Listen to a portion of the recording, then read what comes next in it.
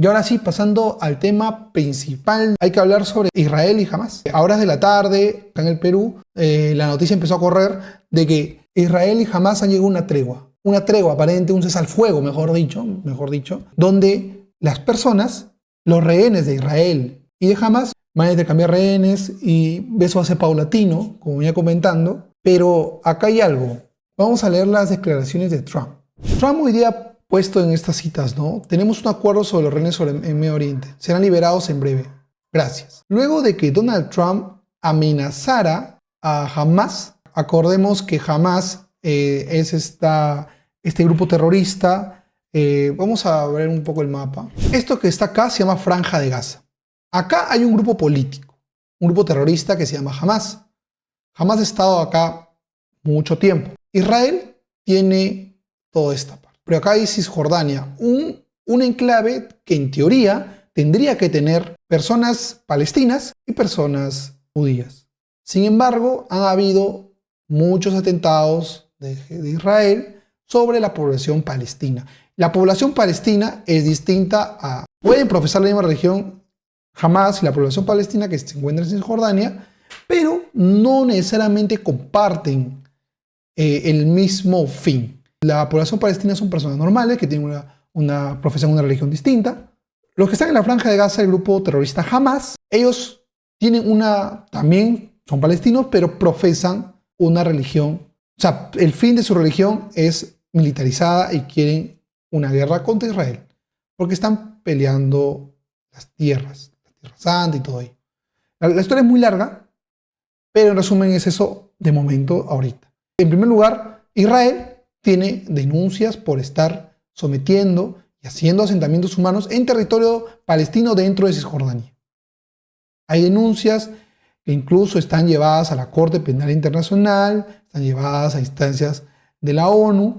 Ha habido expediciones donde realmente hay denuncias de lesa humanidad, de derechos humanos contra los palestinos en Cisjordania. Sin embargo, luego del ataque de Hamás hacia Israel, la guerra no ha parado. Han habido demasiada y muchas más denuncias e incluso Israel está, sobre todo Netanyahu, que es el primer ministro de Israel, está denunciado y con orden de arresto por la Corte Penal Internacional por delitos a la lesa humanidad, porque al haber esta guerra ellos han cortado toda comunicación con la Franja de Gaza.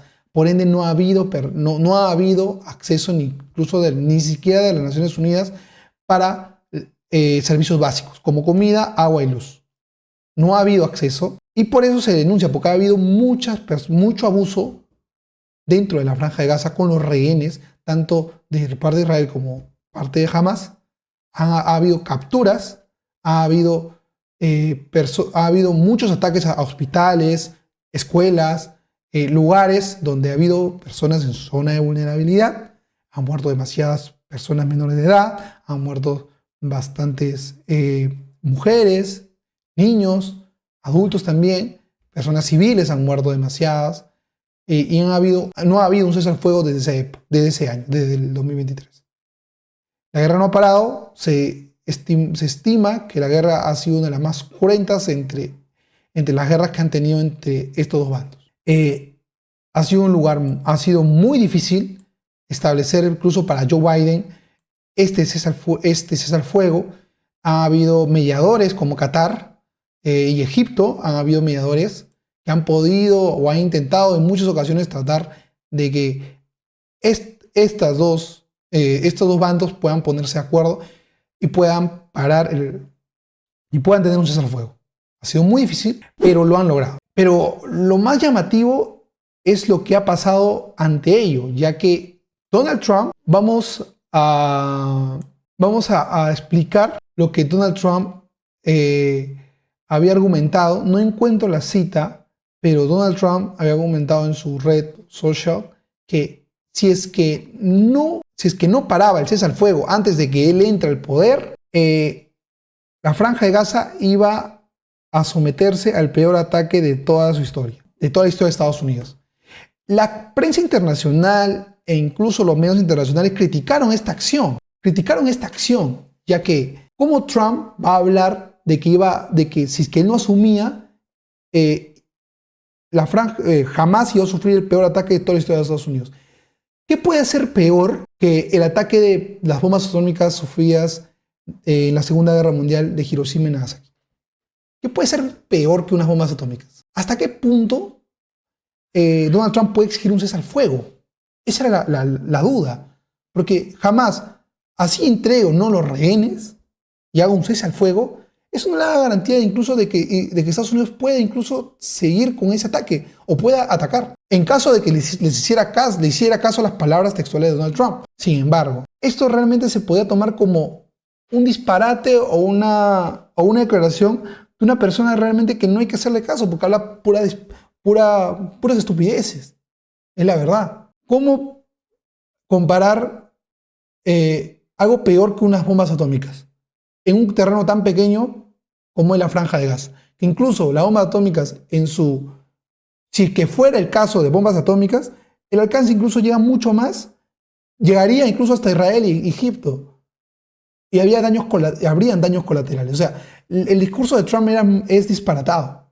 No tiene asidero ni pies ni cabeza de que se pueda cumplir. Esa es la situación real de las cosas. Eso es lo que realmente está sucediendo. Esa es la crítica de la prensa internacional.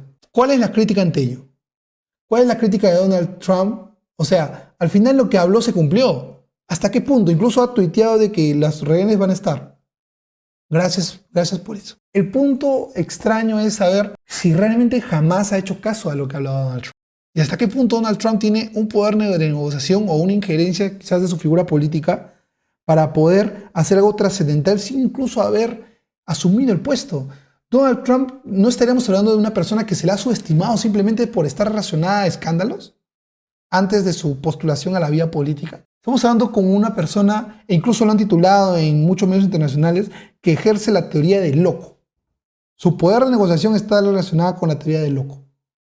Una persona que realmente no colinda o toma decisiones extremas para poder llegar a una conclusión. Y que el adversario, en esa conclusión que él llega a esa decisión extrema, pueda tomar decisiones mucho más suaves, pero que tome decisiones que al final terminen siendo beneficiosas. Voy a leer una declaración de Diplomacia Activa, que es una red que me gusta mucho, porque habla bastante sobre... bueno, acá no tengo el... vamos a abrir. Una red que me gusta mucho, Diplomacia... Acá hay ideas interesantes. Miren, vamos a hablar sobre esto. Piensen grande. Acá vamos a hablar de las técnicas de negociación de arte de Donald Trump. Piensen grande. En The Art of the Deal es el libro de Trump. Trump asegura que soñar a lo grande no requiere más esfuerzos que tener objetivos modestos, pero sí genera resultados mayores. Según él, establecer metas altas, por locas que suenen, puede atraer oportunidades significativas. Esta es la teoría del loco que muchos hablan. Esta filosofía es la que aplicó cuando se reunió con Kim Jong-un, el dictador de Corea del Norte, y se transformó en el primer presidente estadounidense en pisar territorio norcoreano. Impensada, esta acción logró un impacto simbólico global y consolidó un enfoque de negociar desde una posición ambiciosa y disruptiva. No lo tendría tanto en cuenta, pero sí quizás el aparatoso hecho de que al final nunca hubo nada. Si tomamos en cuenta, Trump se desligó de los estados que procuraban no utilizar las armas nucleares, se desligó de ese tratado para poder crear una perspectiva y ser impredecible. Saber o no si iba realmente a usar bombas nucleares. Y ante eso genera una suspicacia en otros estados, cuáles fueron Irán y cuáles fueron Corea del Norte. Quizá Donald Trump está aplicando esta teoría del loco, que es exagerar las cosas por más tontas que fueran y ante eso llegar a un impacto. Un impacto que puede ser significativo, porque te vuelves impredecible. Y eso quizás haya, en detrimento hacia jamás, se haya llegado a este acuerdo, o se haya acelerado este acuerdo, que políticamente a Trump le beneficia porque le alza una figura y le da muchos puntos positivos hacia lo que puede llegar a ser en política internacional de ahora en adelante. Ahora vamos a seguir leyendo lo que dice este post, que realmente recomiendo que sigan a Diplomacia Activa, ¿no? Maximice las opciones. Trump siempre mantiene abiertas múltiples posibilidades para no quedar atrapado en una sola estrategia. Diversificar las alternativas otorga flexibilidad y capacidad de aprovechar oportunidades inesperadas. Esta elección se reflejó en la renegociación del NAFTA, que es esta alianza entre Canadá, México y Estados Unidos, donde el republicano simultáneamente presionó con tarifas arancelarias mientras mantenía canales de diálogo diferenciados con Canadá y México.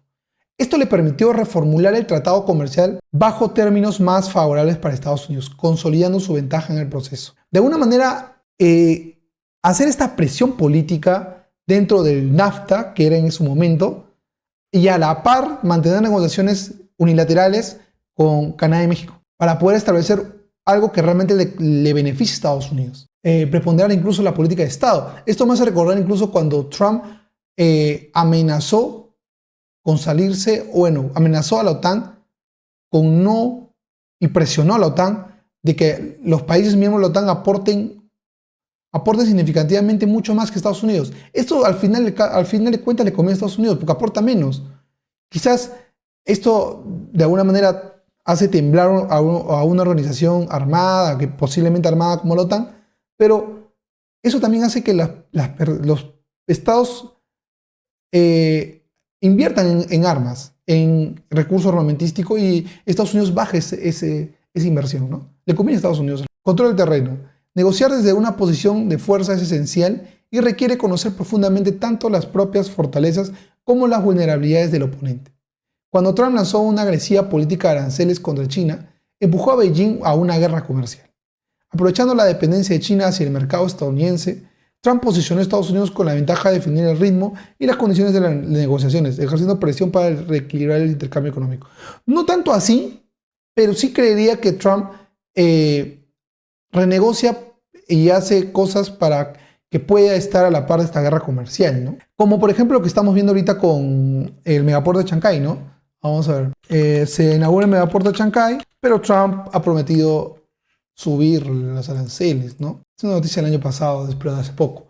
Lo que puede suceder a raíz de la declaración de eso sobre el terminal portuario. Sugirió Mauricio Kleber Caron, sugirió poner un arancel del 60% a cualquier producto que pase por el mencionado terminal portuario. O sea, Trump defiende los intereses estadounidenses e impone aranceles y reactiva la guerra comercial. Mix de habilidades. La habilidad para convencer, presionar o ceder en el momento correcto es central para cerrar acuerdos exitosos, según Trump.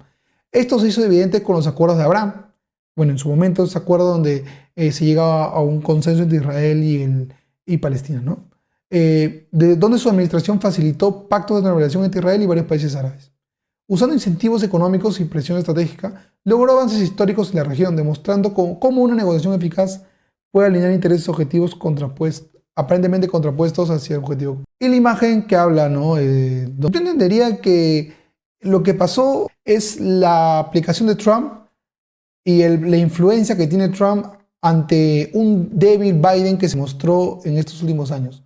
Un Biden incapaz de poder ejercer una política real y de negociación contra Israel.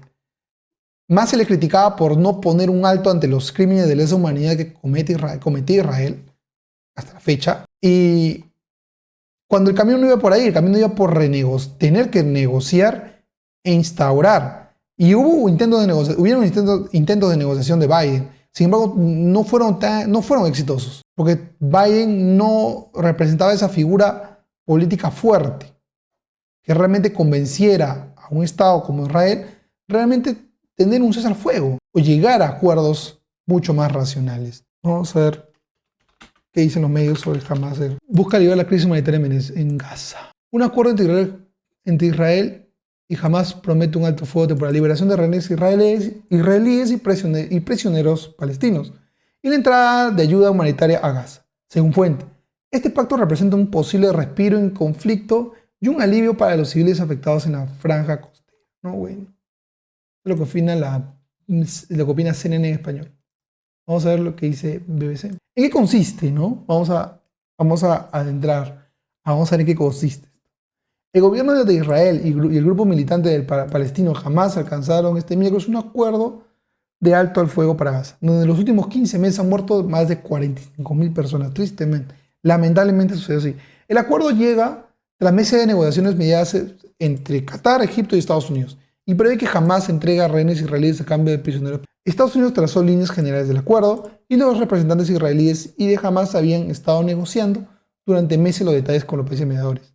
Según un borrador revelado por funcionarios cataríes y las declaraciones de Joe Biden, el acuerdo consta de 3 fases. El alto fuego comenzará el 19 de enero, según informó el primer ministro catarí Mohamed. Sin embargo, sigue habiendo puntos de fricción. Fase 1. Una tregua de 6 semanas. La primera fase del plan consiste en una tregua de 6 semanas. Durante ese periodo, Hamas liberará 33 rehenes en el ataque del 7 de octubre, que se secuestraron en esa fecha, ¿no? Por cada rehén liberado, Israel liberará a decenas de prisioneros palestinos. Israel permitirá la entrada de más ayuda y combustible a Gaza, que es lo que no había, y retirará de las carreteras principales para permitir el regreso de los desplazados a sus hogares, o muy probablemente a los escombros que alguna vez fueron sus hogares. Bueno, sí, ¿no? Ha habido tantos ataques que ya no hay casas algunas, ¿no? Casi los 2.3 millones de habitantes de Gaza tuvieron que abandonar sus hogares debido a las órdenes de evacuación israelíes, los ataques israelíes y los combates sobre el terreno, ¿no? Imagínate esa presión, ¿no? Para abandonar como sea el lugar donde has nacido. Muy fuerte, muy fuerte. Culturalmente es muy fuerte lo que ha pasado, pero es lo que hay, ¿no? Literalmente es lo que es. Culturalmente es demasiado fuerte. Los que están acá, dejen su like, apoyemos la transmisión y compártanla con otras personas, a ver que pueda llegar a otros lugares, una conversación más amena, a personas que les guste este tipo de temas. Vamos a ir viendo y vamos a ir llegando a más lugares. Creo que sí. Durante la primera fase, Israel mantendrá algunas tropas en el corredor de Filadelfia, ¿no? A lo largo de su frontera entre Gaza con Egipto. El corredor de Filadelfia, ¿no? Es el paso fronterizo entre Egipto y Gaza, de Rafah, que se abrirá gradualmente para que enfermos y heridos puedan salir del territorio para recibir tratamiento. Hay muchas personas enfermas ahí que están en la frontera, ¿no? Muy triste, ¿no? Fase 2, el fin de la guerra. A partir del día 16 de la tregua comenzará a negociarse un final permanente para el de la guerra, explicó Joe Biden, ¿no? En su momento. Espera que en la segunda fase del acuerdo jamás libere a todos los rehenes vivos restantes y devuelva los cadáveres de los rehenes muertos. A cambio, Israel liberaría presos palestinos, incluidos aquellos que cumplen largas condenas por atentado mortal. Fase 3, la reconstrucción de Gaza. Y lo que queda por resolver. Se espera que la tercera fase del plan de alto al fuego sea la reconstrucción de Gaza. Grandes zonas del territorio han quedado reducidas a escombros. Bueno, eso se sabe, ¿no? Una es la cuestión de quién gobernará Gaza. Israel quiere mantener el control de Gaza, de su seguridad, y se niega a que el territorio sea gobernado tanto por Hamas como por la autoridad palestina, que administra partes de los territorios ocupados por Israel en Cisjordania. Israel quiere mantener y niega, ¿no?, que el territorio sea gobernado tanto por Hamas como que administra parte de los... es muy dura la política de Israel. Yo entendería, ¿no?, que a Israel, ya habiendo en Cisjordania ocupando territorios y presionando mucha gente que pertenece a la autoridad palestina, que es ese conglomerado de palestinos en Cisjordania, ahora vamos a ver y explicarlo un poco más bonito, que en este lugar está la Autoridad Nacional Palestina, que Israel se quiere oponer a que las personas que están acá y que ya están sufriendo acoso y presión en sus territorios puedan gobernar la Franja de Gaza, donde también hay personas que profesan su misma religión. Muy duro, es demasiado duro lo que realmente profesa Israel.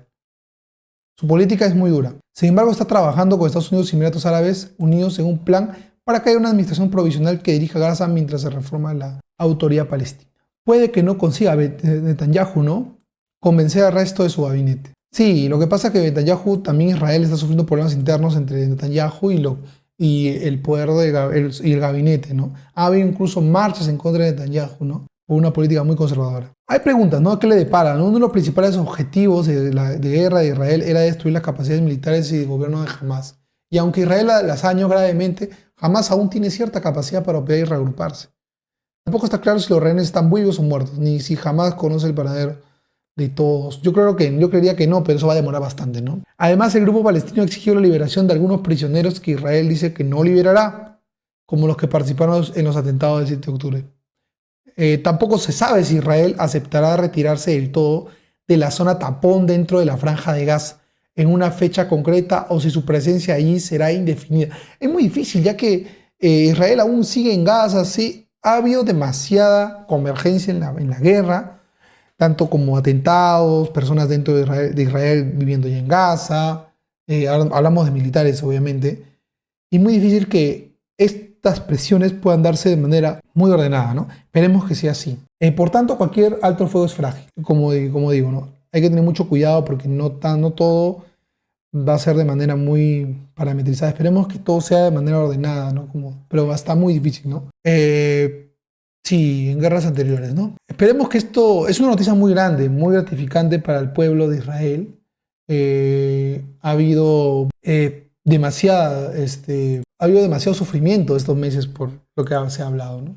Esto es lo que habla Trump. Hamas. Allah's brutal massacre more than 30 people by the innocent people of Gaza. In Gaza will stop, and soon the hostages will return home to their families. Esa es la declaración de Joe Biden. Es la declaración de Joe Biden.